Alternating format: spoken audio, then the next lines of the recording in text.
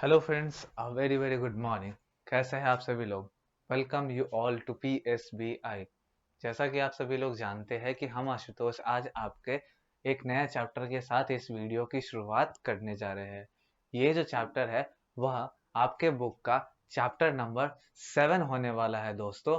तो क्या है ये चैप्टर का नाम? ठीक है, ये चैप्टर का जो नेम है वो द स्टेट्स ऑफ इंडिया है और ये चैप्टर आपके बुक के अकॉर्डिंग चैप्टर नंबर 7 है।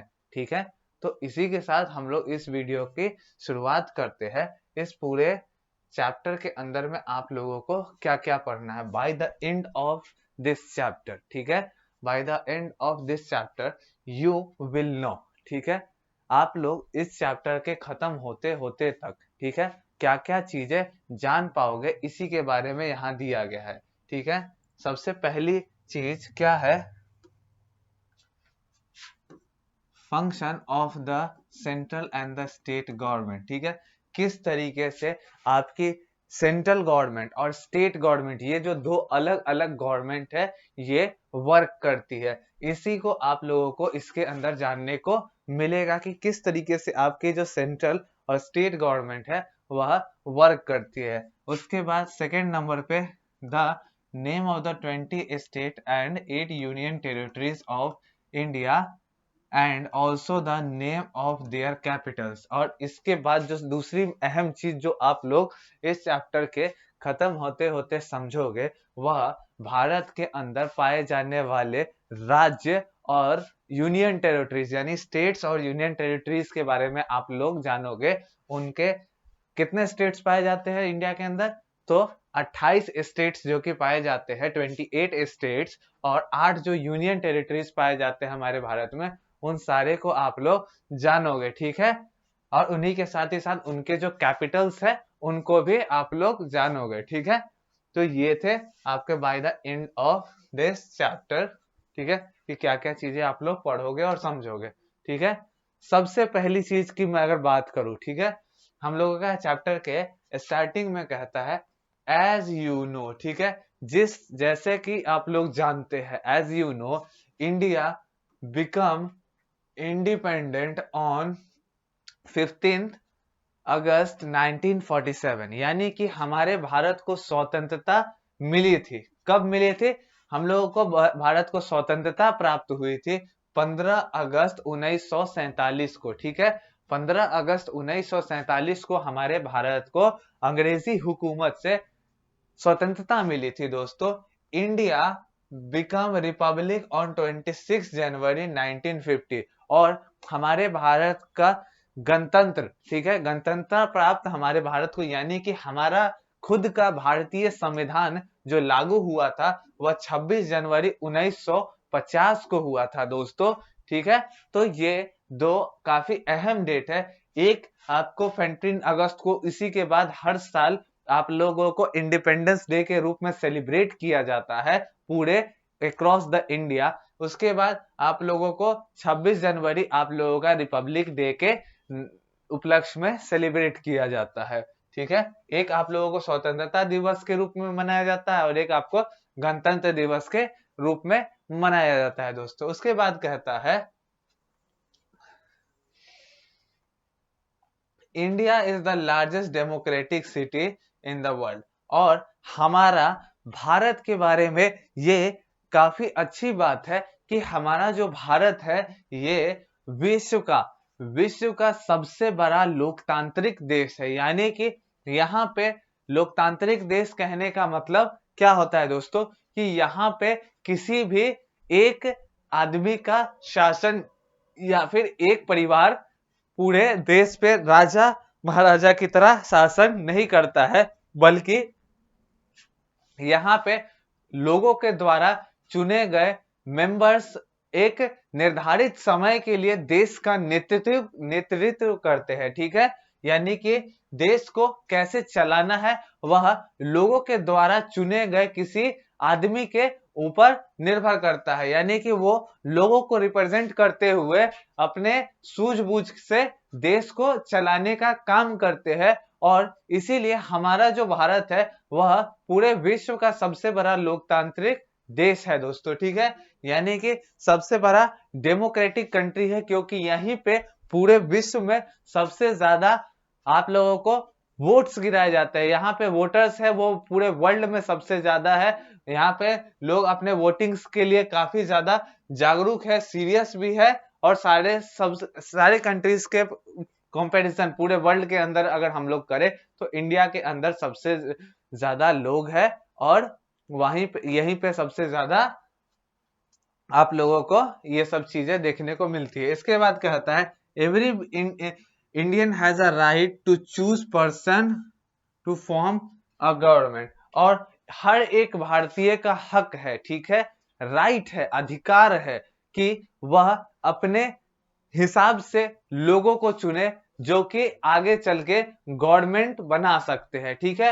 इन्हीं के लिए लोग, जिस तरीके से भारत हमारा सबसे बड़ा लोकतांत्रिक देश है, लोगों के द्वारा चलाए जाने वाला देश, यहाँ पे हर एक आदमी को यह अधिकार प्राप्त है कि वह अपने हिसाब से बिना दबाव में किसी के आए हुए वह किसी को भी चूज कर सकता है, किसी को भी सिलेक्ट कर सकता है टू फॉर्म अ गवर्नमेंट, ठीक है, टू फॉर्म अ गवर्नमेंट। यानी कि सरकार आगे चल के बनाने के लिए किसी भी आदमी को चुना जा सकता है, ठीक है।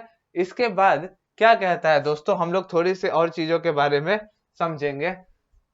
The government look after the safety welfare of the people. और इसी के बाद जब लोग अपने रिप्रेजेंटेटर को चुन लेते हैं, तो जो गवर्नमेंट फॉर्म करते हैं तो वो क्या करते हैं, किस चीज का काम करते हैं, तो look after the safety and the welfare of the people, ठीक है।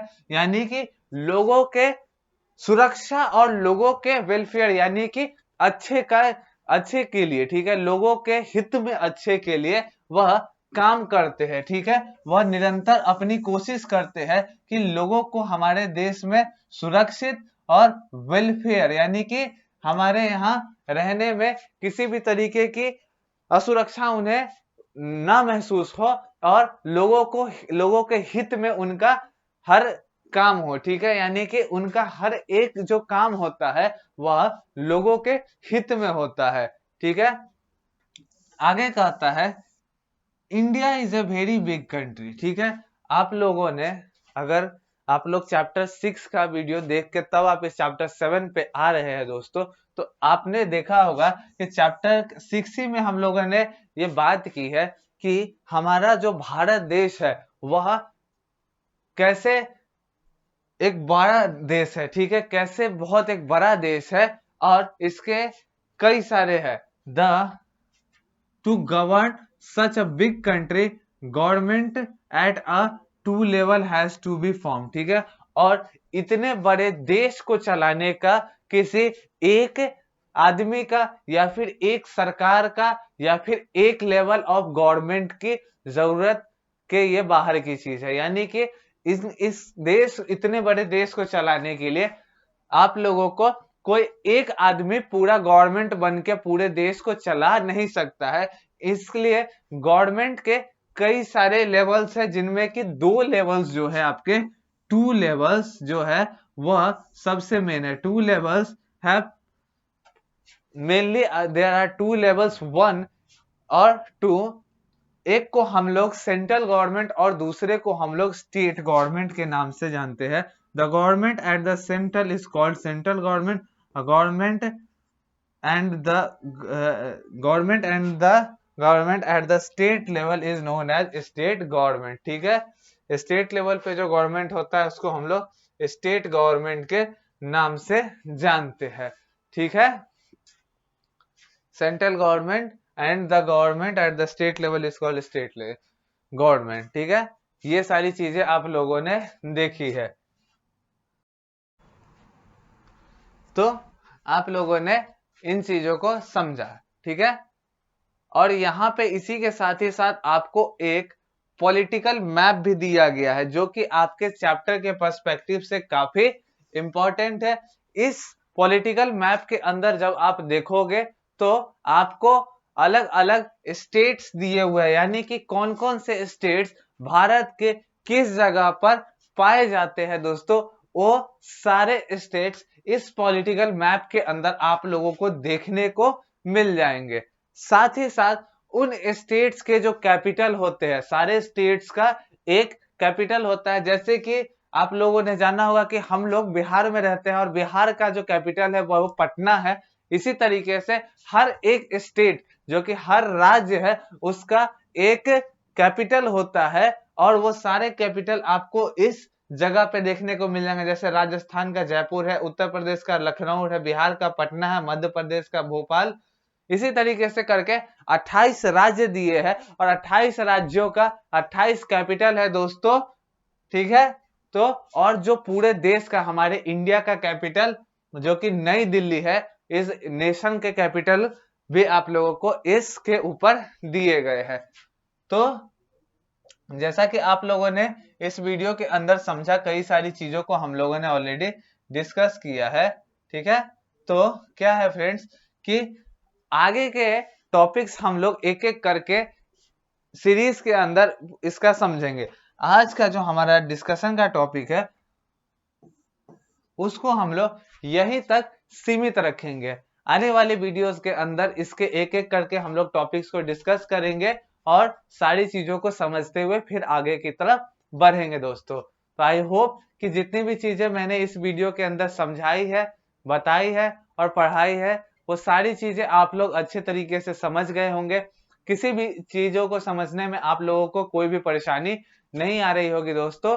तो इसी के साथ हम अब इस वीडियो से विदा लेंगे।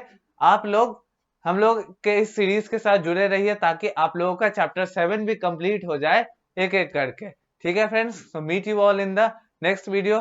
Good bye to all of you.